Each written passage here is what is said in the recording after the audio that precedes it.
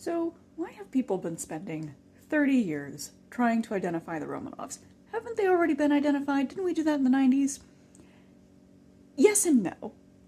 So, the first problem is that we expected 11 individuals to be in the grave near Ekaterinburg where the Romanovs were executed in 1918. The first grave that was found only contained 9 individuals. So we're missing 2 of those people. So when they did the initial DNA test, they're like, okay, we have Nicholas, Alexandra, their 4 servants, and 3 of their daughters. So we're still missing 1 daughter and their son Alexei. But the conclusions of that study were not good enough for some people. So that kicked off this back and forth beef between the team of scientists that kind of did that initial study, the first couple studies, and other teams of scientists who were like, no, all your stuff was contaminated. No, these aren't actually the Romanovs. Part of it was that discrepancy in the number of people in that grave.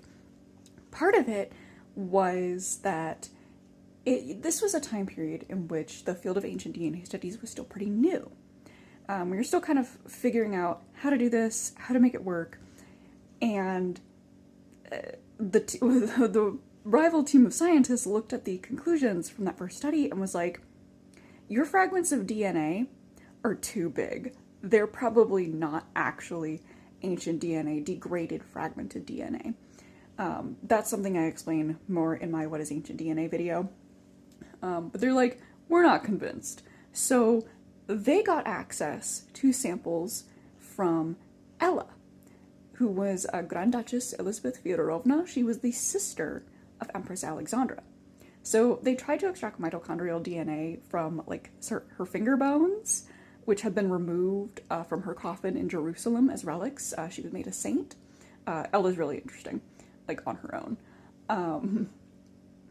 But their results were real messy. There had to have been some contamination going on because they found multiple mitochondrial DNA sequences that didn't belong to all the same individual. So that was one chapter in the Romanov DNA controversy with these teams of scientists beefing it out. There's more.